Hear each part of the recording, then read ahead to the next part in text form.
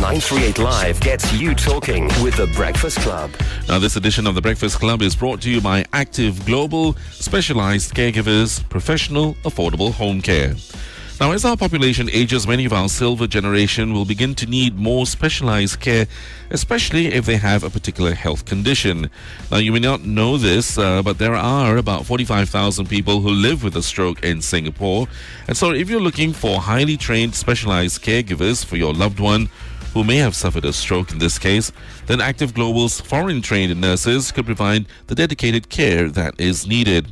Active Global's caregivers are foreign-trained nurses who have significant hospital training and relevant elder care experience. Now, to share with us more this morning, Rosnah Adam. She is a Singapore-registered nurse with 25 years of experience and is the caregiving consultant with Active Global. And we have Jith Joseph, who is the business development manager of Active Global. Good morning and welcome to both of you. Good morning, guys. Let's start off with you, Jith. How did Active Global come about, and where did this idea of specialized caregivers come from, really? Active Global has been around for about 2 years now. We set up to cater to families in Singapore who need very specialized caregiving. At the end of the day, they are looking for people who can support them in caring for their family members who may have some chronic diseases or who have some conditions that require them to, to be bedridden. Specialized caregivers come in this position to help them look after the family as well as the patient in the best way possible. Right. Now, the thing is, Rosnah, let's come to you. What happens when someone actually suffers a stroke? Okay, when a person suffers a stroke, it's just the disruption of the normal blood flow to the one or more vessels to the brain. It can be caused by hypertension, high cholesterol, diabetes, smoking, and also heart diseases. Now, are people within a specific age more susceptible to stroke? Not really. Anybody can. As young as 40 plus, you can even have a stroke. Really? Yes. Oh, that's quite scary. So what are the signs of stroke, and how can people or members of the family actually respond when, they suspect that a family member may be just about having it, really? Okay, the simplest way is the FAST, for short form for FAST. Okay. FAST means we just look through the facial expression of the person. So that's the F. Yeah, the F. Okay. Yeah. So the F, whereby we see whether there's any facial changes. That means the mouth. Can they smile? You ask them to smile. Okay. Okay. If they can smile, then okay, there's nothing. But if sometimes they just droop one side. Yes. The smile doesn't comes out. That's what we used to see. Right. And then secondly is the A, where's the arm weakness. Ask them to move both arms up, whether one side is drifting downwards toward one side. Okay, so if it's not parallel, yes, and correct. one side comes down. Yeah, so that means that there is some movement is already imbalanced. Right. Yeah. And the third one is speech difficulty, S. Okay. Okay, whereby, when you ask them to talk, do you understand? Can you comprehend what they are saying? Just a simple words. Sometimes it's just slurred. Right. You can't understand, you can't comprehend what are they really talking to you. Okay. And lastly, it's time to act fast. Just call 995, please. So the minute all of the top three, the even facial, two will be the first two already. Yeah, you should start just calling 995. Okay, that's quite scary. Now, if a person does not get help in time, what can happen?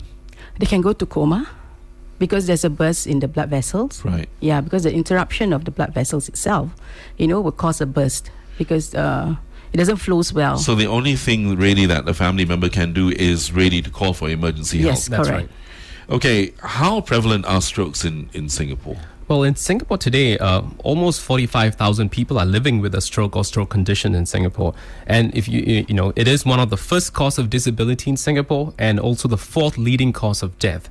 And I think as our population ages, we are seeing about at least 10,000 new cases happening every year. So essentially, this is 10,000 a year. Exactly. Wow. Okay, so now once a person has a stroke, how do you care for a stroke patient and how do you do it properly? I mean, really. Okay, the main thing for a stroke patient, road to discovery, the recovery is actually they have to have a proper rehabilitation. You know, Right. because sometimes, as we know, because one side of their side is affected. Correct. So they really need somebody to be there to help them with rehabilitation, and that's where You come in. not be able to do the family are not able to do. Yeah. That's where we come in, you know, to get the specialized caregiver to be at home with the patients and work hand in hand with the nurses and the doctors to give a proper rehabilitation to the patient. Okay, so what can Active Global's specialized caregiver, render? I think we recognize the fact that they need supervised therapy. And one of the most important things our specialized caregivers do today is to restore as much independence as possible to the patient. Right, okay. And we do this by focusing on the physical, the mental, and the emotional functions of the patient. And we're also helping them reduce the chance of having another stroke, attacking them again. Right, okay. So what's the difference between a specialized caregiver and, say, maybe a domestic helper, being in the family? In Singapore, I think we need to recognize families and domestic helpers who look after patients with stroke. But in our case, a family member might have a challenge to look after a stroke patient full time. And also a domestic helper might, in their current existing relationship with the patient, may not be empowered to stretch the patient to the maximum potential. For example, if you have one of our clients need to be fed with soup, for example, right? Yeah. The domestic helper might just helping them to feed them on a regular basis, and instead of pushing them, which helps them to be independent, something as simple as that will help them get better and improve their chances. Okay, so it's things like this where the caregiver is the special caregiver is there to actually prod the patient. Yes. Exactly. To do things for himself, whereas correct. the domestic helper may just think that they're helping by doing it for them. By doing it for them. Yes, Exactly. correct. It's a very fine line between just caring and helping them stimulate their senses, and that will actually help them. And I think this is where the many years of training our nurses get helps them be specialized caregivers. Right. Now, the thing is, these caregivers which you provide stay with the family? Yes, they do.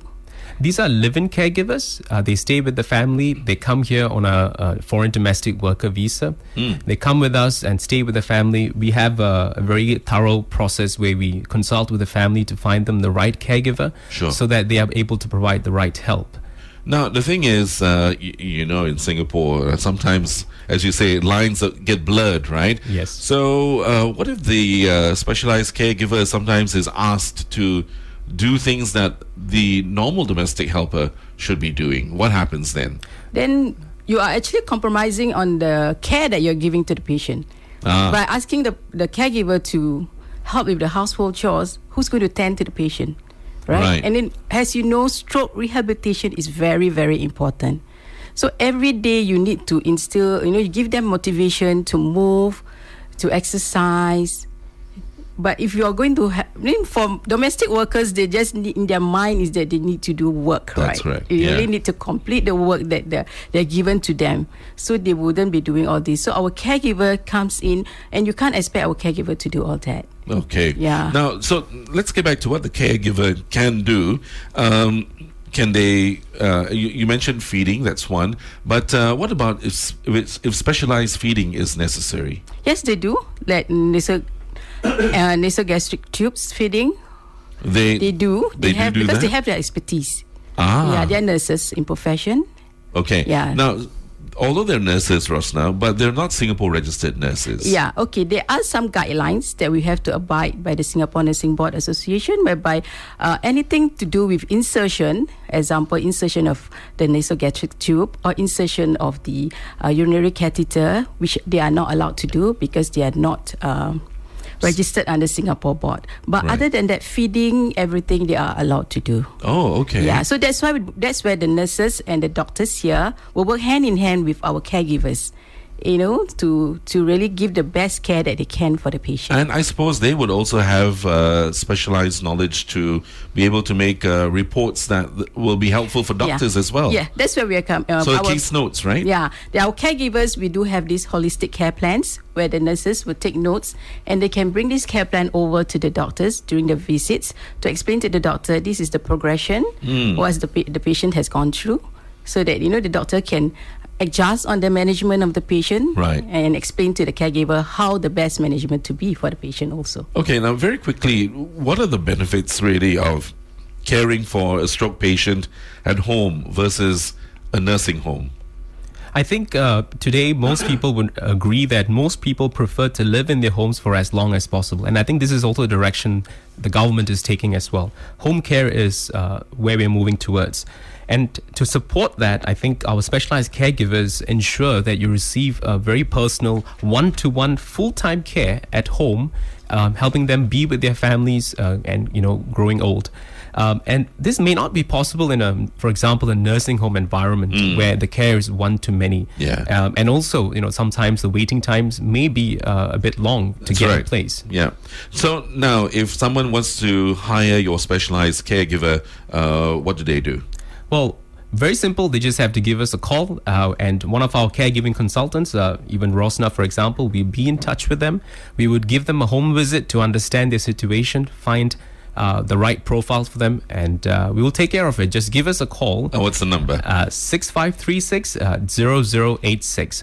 Or they can visit our website at www.activeglobalcaregiver.sg. Okay, I'll repeat that. Your number is 6536-0086, and the website is www.activeglobalcaregiver.sg. That's right. All right. Thank you very much to Rosnah Adam and Jith Joseph, both of Active Global Caregivers. Thanks for joining us. Thank you. Thank you.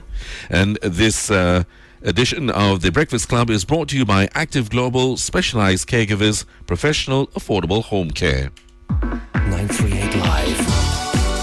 938 Live gets you talking.